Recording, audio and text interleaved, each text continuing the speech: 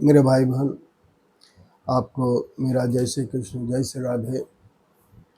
और आज भागवत महात्म्य के पंचम भाग में हम आपके सामने प्रस्तुत हुए हैं। देवर्षि नारद जी ने भक्ति माता से कहा, देवी बंदा वृंदावनम संयोगात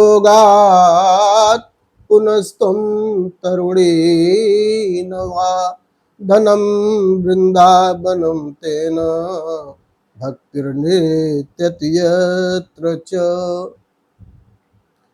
वृंदावन के संयोग से तुम तो अपने स्वरूप को प्राप्त हो गई, तुम तरुणी हो गई, क्योंकि यहाँ भक्ति के बहुत ग्राहक है।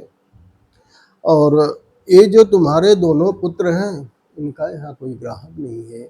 यहाँ चारों तरफ जहाँ भी देखो वहाँ जय श्री राधे, जय श्री राधे, राधे राधे सभी। यहाँ तक कि वृंदावन में चलने वाले रिक्शे वाले भी किसी को बगल हो जाओ, इधर हो जाओ, उधर हो जाओ नहीं कहते।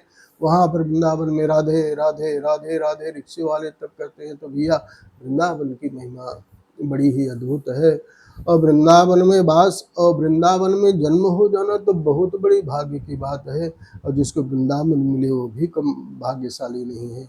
और वृंदावन में जिसका जन्म हो जाए फिर कहना है क्या। मेरे गोविंद की बड़ी कृपा होती है तब वृंदावन में जन्म या वृंदावन का वास मिलता है।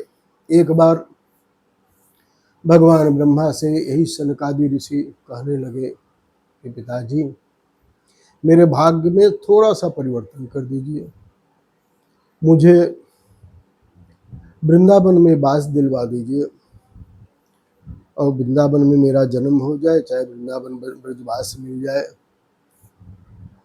भगवान ब्रह्मा ने से कहा कि सनकादिकों, मैं 60,000 वर्ष तक तपस्या किया तब भी मुझे वृंदावन में जन्म नहीं मिला, तो मैं तुम्हारे भाग्य को कैसे बदल सकता हूँ। तो वृंदावन में मेरे गोविंद की जो बड़ी कृपा होती है तब ब्रजवास मिलता है। इस 84 क्रोश की ब्रजमंडल में ऐसा संत लोग बताते हैं, भगवान का चरण ऐसा कोई स्थान नहीं है जहाँ न पड़ा हो। तो भगवान के चरण रज से सुशोभित संपूर्ण ब्रजमंडल है। और वैसे वृंदावन तो वृंदावन ही है, उसका क्या कहना। तो भगवान और जहाँ लोग संत लोग गाया भी करते हैं, वृंदावन में हुक्म चले बरसाने वारी का, मेरा श्याम दीवाना है राधा रानी का, मेरा श्याम दीवाना है राधा रानी का। ब्रज की महारानी तो राधा रानी है। तो राधा रानी की कृपा से वहाँ भक्ति का बड़ा सम्मान है। वहाँ भगवान की भक्ति सभी करते हैं। बड़े बड़े ऋषि महर्षि, बड़े बड़े अमलात्मा विमलात्मा प्रवास करते हैं। जिनकी एक दृष्टि पड़ जाए, जिस पर उसका जीवन धन्य हो जाए, ऐसा वृंदावन है। तो देवी, इस वृंदावन के संयोग से तुम्हारा तो बुढ़ापा चला गया, लेकिन ज्ञान वैराग्य का यहाँ कोई ग्राहक नहीं है, इसलिए ये अचेत अवस्था में बैठे हुए हैं।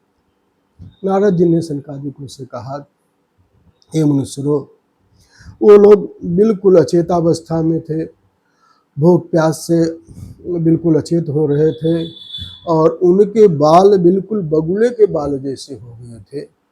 मैं उन्हें जगाया कि हे ज्ञान उठो, हे वैराग्य उठो। मेरे जगाने पर भी वो लोग उठे नहीं। तो फिर मैं वेद वेदांत घोषैश्च गीता पाठैर्मुहुर्मुहुः तथा तेन बोध्यमानं कथं चिच्चोत्थितं बलात्। मैं वेद वेदांत का घोष किया, गीता पाठ किया, उनको जगाने का बहुत प्रयास किया। तो थोड़ा वो लोग जगे, लेकिन फिर उनकी मूर्छा गई नहीं, वो फिर सो गए। मैं सोचा कि जब ये वेद वेदांत के घोष से नहीं जग रहे हैं, गीता पाठ से नहीं जग रहे हैं, तब मैं कौन सा उपाय करूं। और मैं चिंतित हुआ और फिर वहाँ से निकल करके आगे बढ़ा। तो एक आकाशवाणी सुनाई पड़ी। उस आकाशवाणी में था कि हे नारद, तुम्हारा ये प्रयास असफल नहीं होगा, तुम्हें एक सत्कर्म करना चाहिए, और वह सत्कर्म आपको बड़े बड़े मनुष्य और महात्मा ही बताएंगे। मैं सोचने लगा कि ये सत्कर्म कौन सा है जिसे महात्मा लोग बताएंगे। और फिर मैं आगे गया तो जो भी ऋषि मुनि मिलते थे उनसे मैं पूछता कि कौन सा सत्कर्म है जिसके बारे में आकाशवाणी ने कहा। तो मनुष्य कोई उपाय सही बताते नहीं। वो लोग, कुछ लोग तो ये सोचने लगे कि जिस बात का नारद जी को पता नहीं हम क्या बताएंगे, और कुछ लोग तो अवज्ञा होने के कारण टाल टूल करके इधर उधर की बातें करके कुछ लोग आगे बढ़ते जाते थे। और मैं इसी चिंता से मैं यहाँ पर आया, और तब आप लोगों का दर्शन हुआ। तो नारद जी से यही बात कहने लगे, और उस देवी ने कहा कि मेरे इन बच्चों के उपाय, इस उपाय का कोई उपाय ऐसा करिए जिससे इन बच्चों की निद्रा मेरे बच्चों की चली जाए, मेरे पुत्र जो है स्वस्थ हो जाए, क्योंकि आपकी जो वाणी है कभी व्यर्थ नहीं होती। तो तुम धन्यो सुरर से तुम धन्यो मदभागेन समागता साधो नाम दर्शनम सर्वम सिद्धिकरम परम। आप तो उसने कहा, और उस वाले ने कहा मुझसे कि नारद जी, आपका जो है मिलना, आपका दर्शन होना, यह बड़े भाग्य की बात होती है। आप कुछ ऐसा करिए कि जिससे इनकी जो है मूर्छा चली जाए। और मैं इसी तरीके से भ्रमण कर रहा हूँ, इसी तरीके से, और उनकी जो मूर्छा जगाने के लिए। और उस देवी ने नारद जी के बारे में बहुत अच्छी बातें कही, नारद जी के बारे में, नारद जी के प्रभाव के।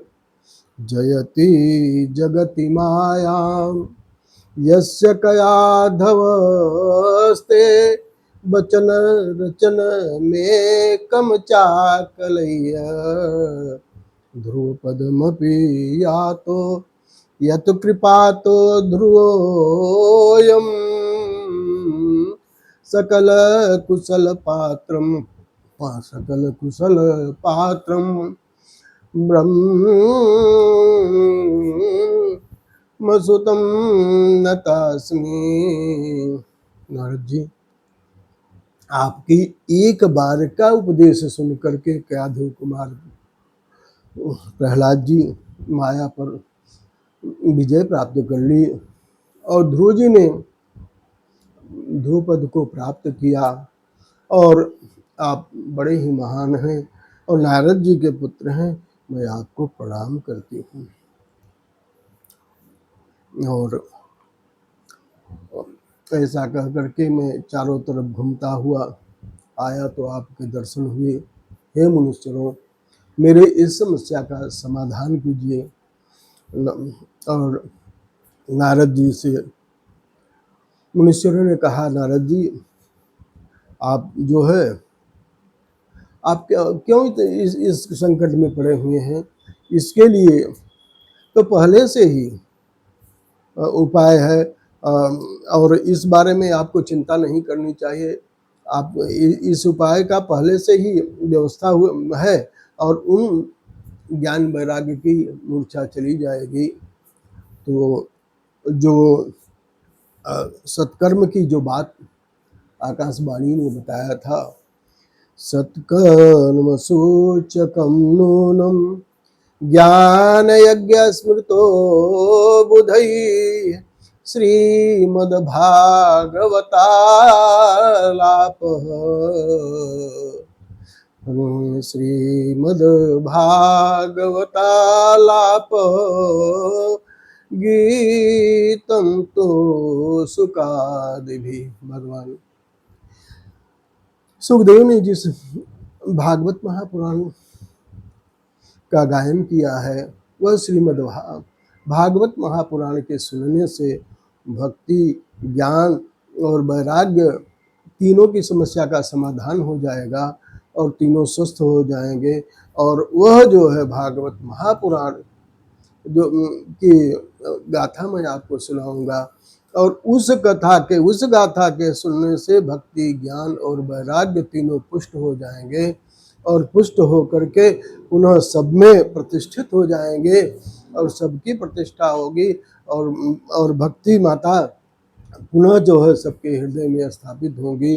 और इस भक्ति, ज्ञान और वैराग्य के पुष्टि होने से सबको जो है सबको के सद्भाव की वृद्धि होगी, सब में ज्ञान की उत्पत्ति होगी, वैराग्य की और भक्ति की उत्पत्ति होगी, जिससे लोक का कल्याण होगा। और इस भागवत कथा को मैं आपको सुनाऊंगा। इसी बात के साथ पुनः जो है आपको जय श्री राधे, जय श्री कृष्ण।